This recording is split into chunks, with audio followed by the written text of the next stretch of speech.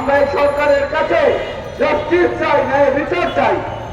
জাতীয় প্রেস ক্লাবে রাজবন্দীদের মুক্তির দাবিতে বিক্ষোভ মিছিল।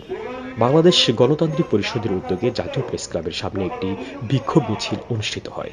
পরিষদের আহ্বায়ক কামাল আহমেদের সভাপতিত্বে প্রধান অতিথি ছিলেন বিএনপির চেয়ারপারসনের উপদেষ্টা সৈয়দ মোয়াজ্জেম হোসেন আলাল তার বক্তব্যে বলেন, স্বৈরাচার শেখ হাসিনা আমাদের নেত্রী বেগম খালেদা জিয়াকে বাড়ি ছাড়া করেছিলেন, এখন দেশের মানুষ তাকে দেশ ছাড়া করেছে।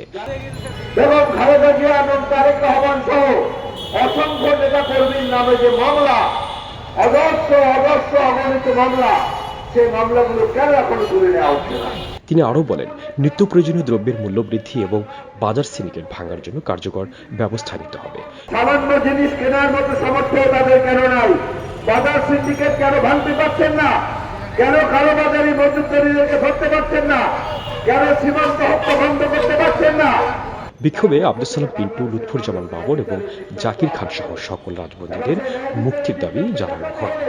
দেশনেত্রী বেগম খালেদা জিয়া এবং তারেক রহমানের মামলাগুলো যেভাবে একে একে আইনের ভিত্তিতে বাতিল হয়ে যাচ্ছে, একইভাবে আব্দুল সালাম পিন্টু, লুৎফুজ্জামান বাবর এবং সাহসী সৈনিক বিএনপি জাকির খান, এদের মামলাগুলো আপনার নির্দেশ হওয়া উচিত। আপনার নিকট সুনির্দিষ্টভাবে আমরা এটা দাবি করছি।